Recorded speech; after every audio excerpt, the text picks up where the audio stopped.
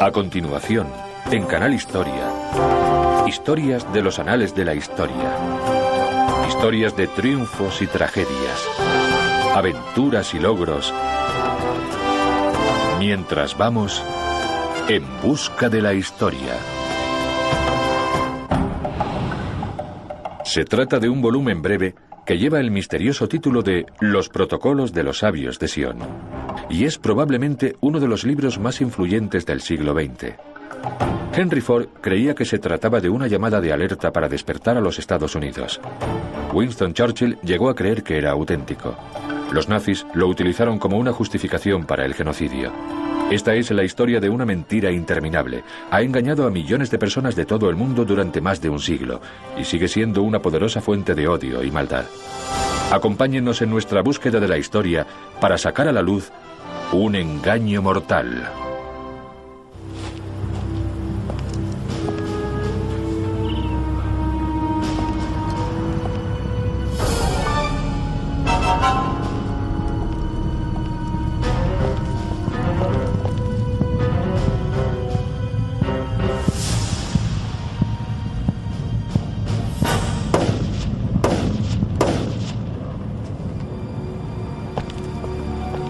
Enero de 1922.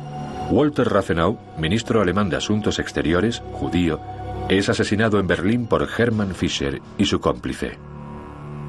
En el juicio declaran que era necesario matar a Rathenau porque era uno de los sabios de Sion. Pero, ¿quiénes son los sabios de Sion? Según este libro, los sabios de Sion son un grupo elitista de líderes judíos cuyo único propósito es apoderarse del mundo, haciéndose con el control de los corazones, mentes y riquezas de los gentiles. Y el libro pretende provenir directamente de ese grupo inventado de líderes judíos. En toda Europa y también en otros continentes debemos provocar desórdenes, discordia y hostilidad, pero debemos ser astutos para que los gentiles nos acepten como sus benefactores y como salvadores de la raza humana. Estas palabras provienen de un pequeño y misterioso libro que empezó a circular de manera clandestina en Rusia alrededor de 1897. Se titula Los Protocolos de los Sabios de Sion. Su origen y su autoría siguen siendo desconocidos. Los protocolos, que es como se llama normalmente al libro, contienen las actas de una reunión clandestina celebrada por un grupo de líderes judíos, los llamados Sabios de Sion.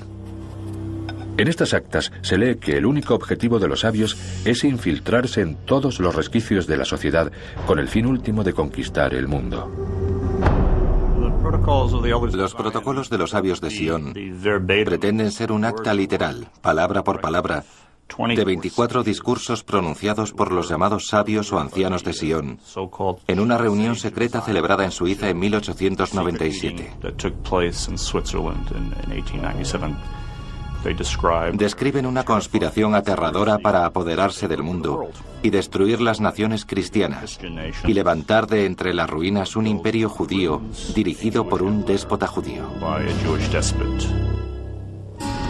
Desde el mismo momento de su publicación, los protocolos se extendieron por toda Europa como un virus incurable.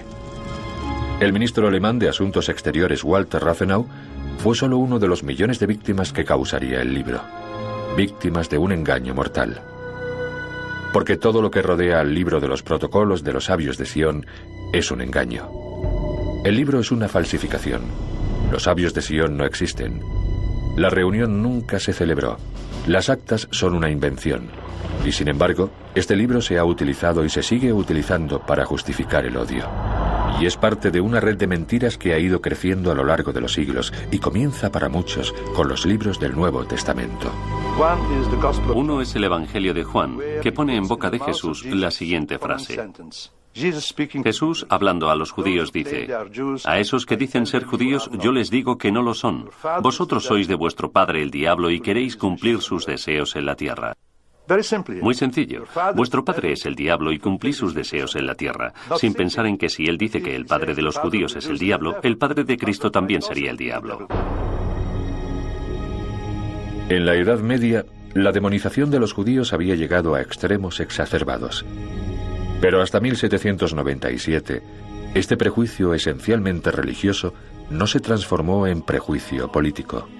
Ocurrió debido a los escritos de un clérigo francés, el abate Barruel.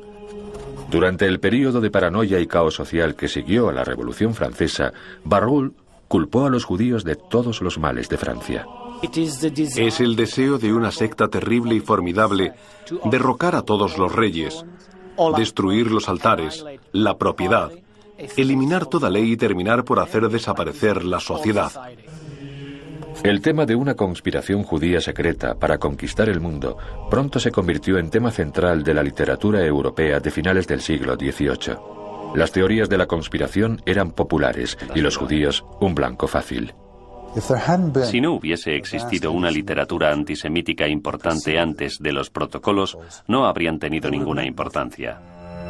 Pero la población europea había sido preparada gracias a décadas de oír hablar sobre una conspiración judía para apoderarse del mundo, y por eso los protocolos encajaban, tenían sentido y eran preocupantes.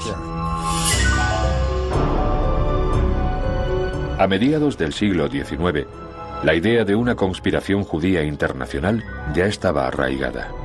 En 1868, Hermann Gottsched escribe Biarritz, una novela antisemítica con el seudónimo más respetable de Sir John Radcliffe. Biarritz es especialmente importante debido a una escena en la que líderes judíos celebran una reunión secreta en un cementerio de Praga. 30 años más tarde, ese mismo escenario aparece en un nuevo documento, los protocolos de los sabios de Sion. Pero esta vez no se dice que sea ficción, sino que se asegura que es real. Los protocolos tuvieron un impacto mayor porque se decía que eran un documento de primera mano. No era un informe acerca de un documento, eran el propio documento. Y como se aceptó como un documento de primera mano, tuvo mucho más impacto del que habría tenido de no ser ese el caso. Los protocolos tienen el mismo aspecto y utilizan el mismo lenguaje que encontramos en actas reales de finales de siglo. Esbozan de manera aparentemente formal los 24 pasos para la dominación del mundo por parte de los judíos. Incluso expertos documentalistas que analizaron los protocolos cuando salieron a la luz creyeron que el manuscrito era real. Pronto comenzaremos a establecer enormes monopolios, acumulaciones colosales de riqueza, de las que dependerán incluso las mayores fortunas de los gentiles, hasta tal punto que se desmoronarán al día siguiente de la revolución política. Fue increíble. Llamó la atención de todo el mundo. Hay declaraciones de muchísima gente diciendo no sabía que estaba pasando algo así. Tuvo muchísimo impacto. Además de su aspecto auténtico, los protocolos también daban nombres, y algunos de los nombres que aparecían en el documento eran los de líderes judíos reales. Theodor Herzl aparece como el sabio principal de los sabios de Sion. Este fue un engaño particularmente astuto, porque el mismo año de la aparición de los protocolos, Theodor Herzl estaba en Basilea, Suiza, liderando el primer Congreso Mundial Judío. Él es el sabio principal, y tenía sentido claro, ya que se suponía que los protocolos provenían del Congreso de Basilea, el primer congreso sionista. El documento es tan poderoso, de hecho, que a pesar de que se ha demostrado que los protocolos son falsos en al menos 10 ocasiones diferentes a lo largo de sus 100 años de historia, muchas de las personas que los leen siguen creyendo que el documento es real y que lo que dice es cierto. ¿Quién pudo crear un engaño tan poderoso y por qué se crearon los protocolos? La respuesta está plagada de enigmas y ambigüedades que comenzaron con un simple deseo: influir en el zar Nicolás II de Rusia. A continuación, En busca de la historia. San Petersburgo, en Rusia, es el lugar donde aparecieron los protocolos de los sabios de Sion.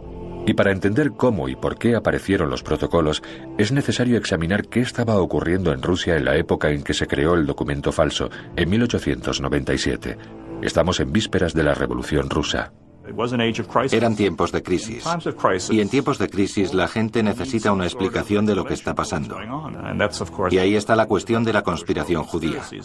No hay nada en el mundo moderno que no pueda ser explicado apelando a la naturaleza siniestra de lo que están planeando los judíos.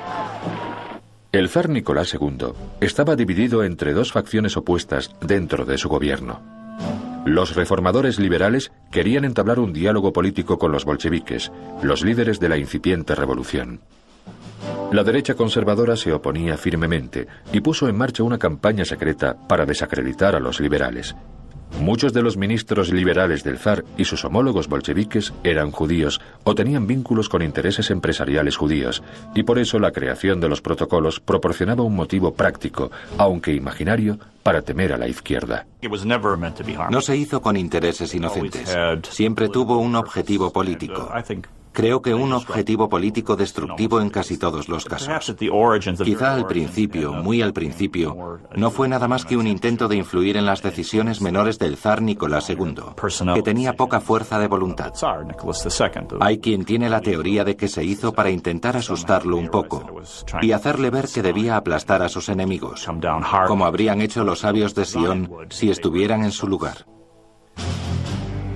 Nadie lo sabe con seguridad, pero las pruebas circunstanciales indican que los protocolos de los sabios de Sion fueron creados por la Okhrana, la policía secreta rusa. Una facción de derechas controlaba la Okhrana, un grupo que contaba con la voluntad y los medios para crear una falsificación persuasiva. La persona que supervisaba la Okhrana rusa había encargado trabajos similares para desacreditar a enemigos políticos o amenazas políticas. Esa persona es Piotr Ivanovich Rakovsky, director de Relaciones Exteriores de la Okhrana.